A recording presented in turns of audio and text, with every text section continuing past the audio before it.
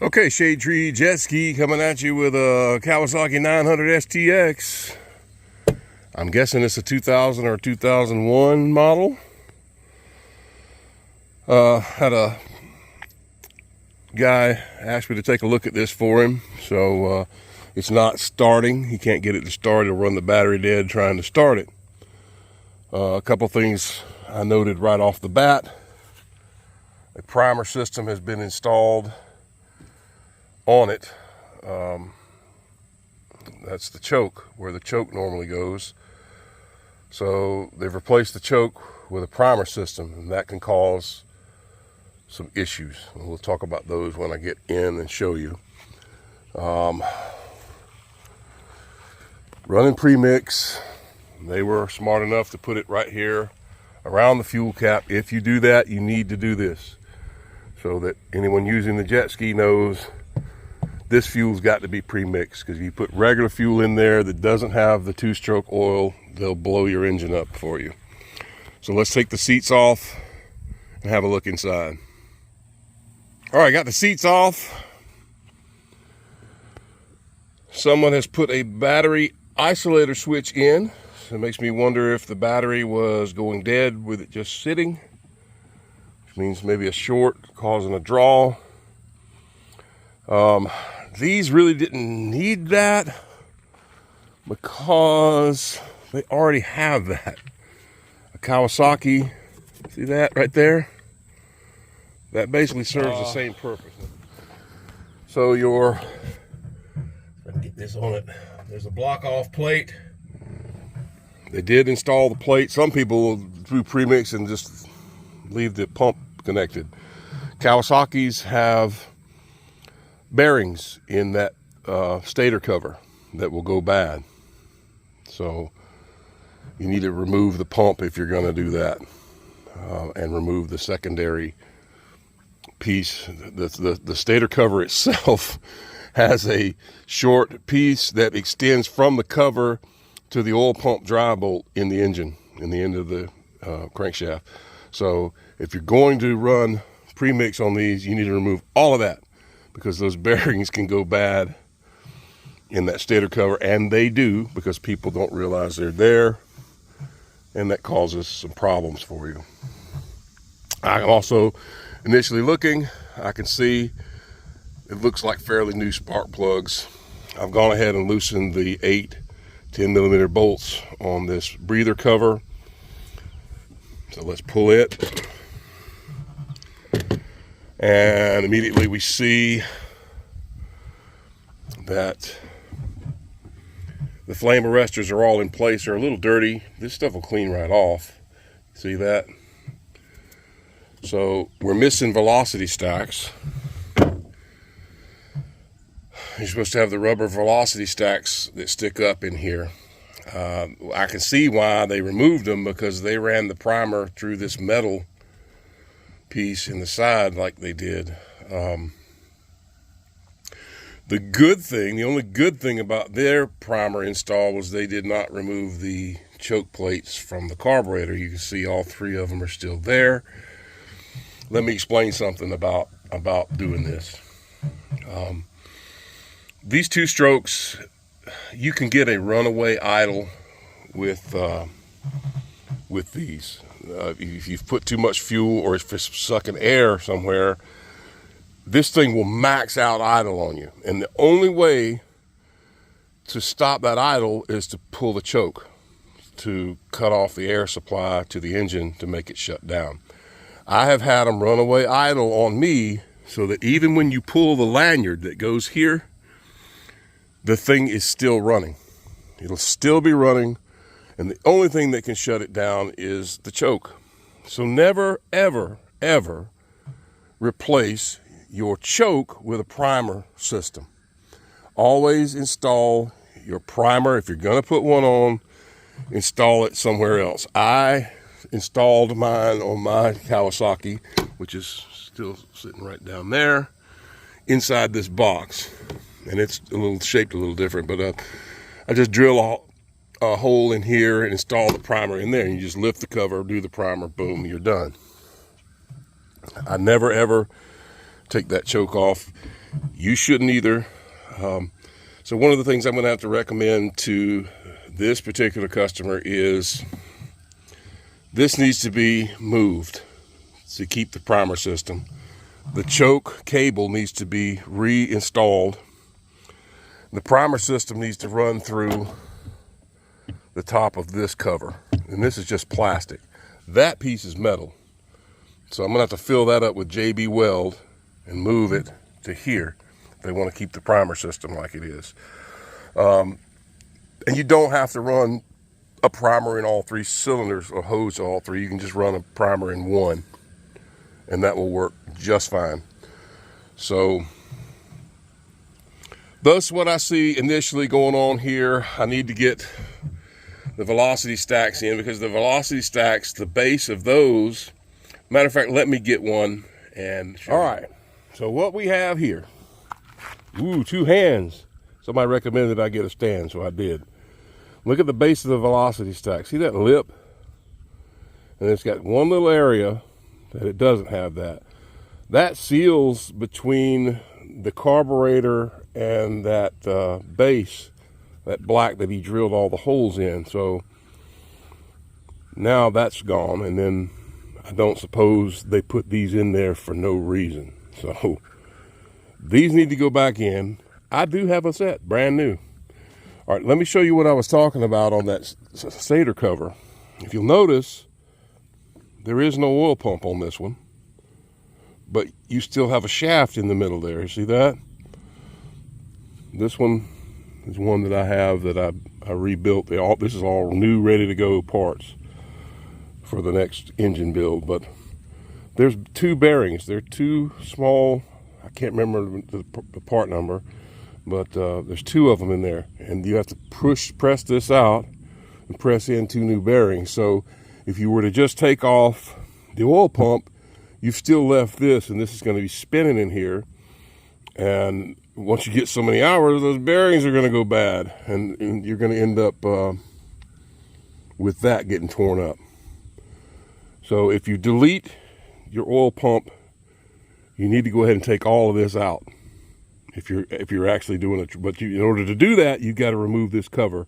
So most people are going to be lazy, and they're not going to bother with such things. All right, looking at it from this angle, I wanted to take a look and see how they handled their oil warning light on the dash, and how they did it with this is obviously they plugged off the tank and filled it, because there's a sensor, center screen, the wires coming out. You can see the 2 clamps. That sensor tells the computer logic board on this thing whether there's oil or not in the tank. Now there's a couple of ways to do this. You can do it the way they did it, which is probably the simplest, easiest way to do it. Fill the thing, block off the back half. I don't know that I can see that from over here. No, it's not too easy to see. But there's a tube coming out of that tank, and it should be blocked off somewhere. Let's see. Yeah, they put a bolt in it and clamped it down so that it wouldn't seep. So that's the easiest way to do it. The other way to do it is to pull the sensor. You can pull that sensor and tie wrap the float in the up position. But that involves having to pull the tank out to where you can, or at least access that to pull that piece out of the top. Now, the good thing about checking for spark, you can check for compression at the same time. Go ahead and, this thing sounds,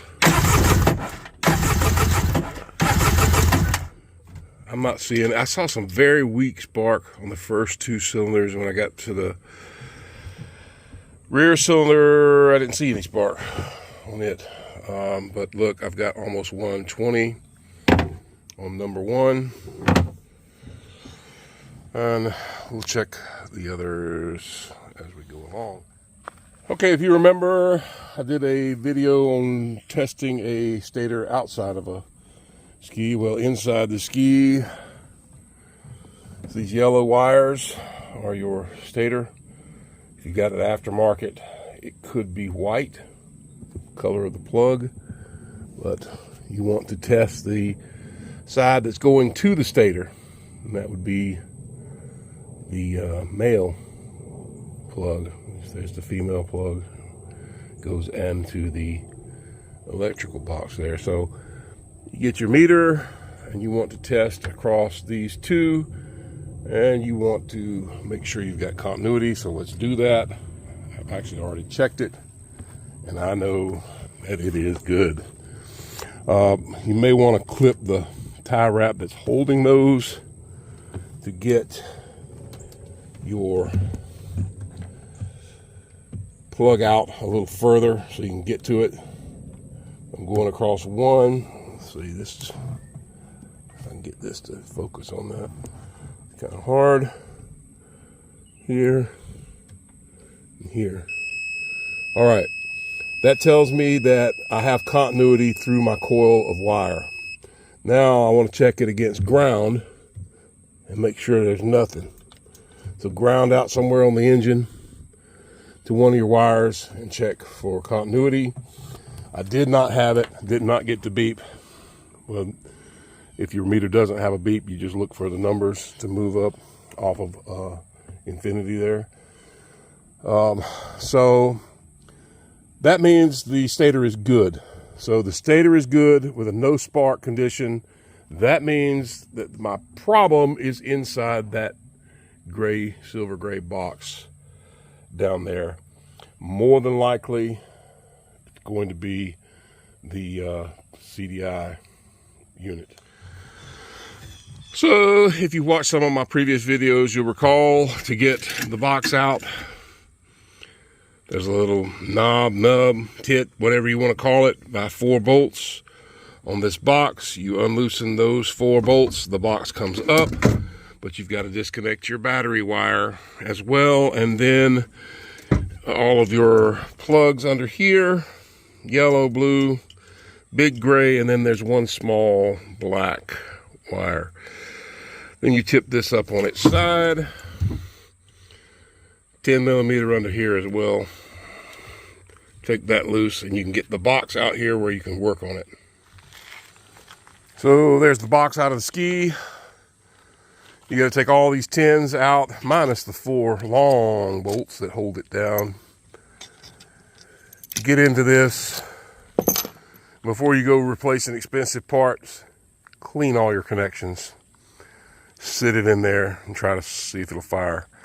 If that doesn't work, I actually had one that I bought that it ended up being, like I said, the flywheel was rusted. I sanded it all down. It worked great after that. So this is a little easier to take out than removing the front cover. We'll go step by step through the process with this particular ski till I get it running. All right, first look in the box. There's a good bit of moisture in here. It is a watertight box. Now, when you're in here, you want to go ahead and pull all of your coil pack, and they're color coded so you don't put them back in the wrong spot. The aftermarket ones are not. You would need to label your wires to make sure that you put the right one with the right one. These are notorious for having corrosion in the wiring in here. I don't like the looks of that right there already. Look at that. This has got to be gone through, and it may just be a wiring issue with this one. So there's your part number for your 900 F8T 35271. For an 1100, it's F8T 35272. And that's how you can tell the difference. If somebody's selling you a 71 and saying it's for 1100, they are wrong. The plugs will plug, everything will fit, but these engines, the timing is set different with these, and you don't want to swap those around. Okay, basically the coil pack wiring looks good, all of them. It's clear. I don't see any greenies in there, no corrosion. But those other butt connectors are not looking so good. So you want to get on the side of your coil. I should get, what, 1.5 or something like that. See if we can get that in there. Let's see. 1.5 to 1.7. No, it's 0.7. How about that? We want them all to read about the same. 0.7.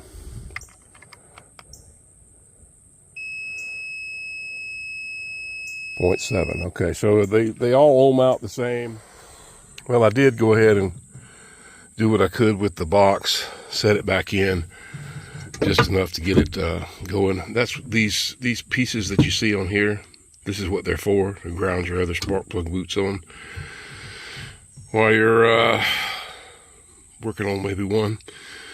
I did not put it all back together because I wasn't certain whether that box is bad. I still have no spark, so it could be a bad CDI. Pretty much the most expensive part besides an engine on this jet ski. I will go ahead and pull the front cover, clean all of the stator assembly, check it for rust, clean it up.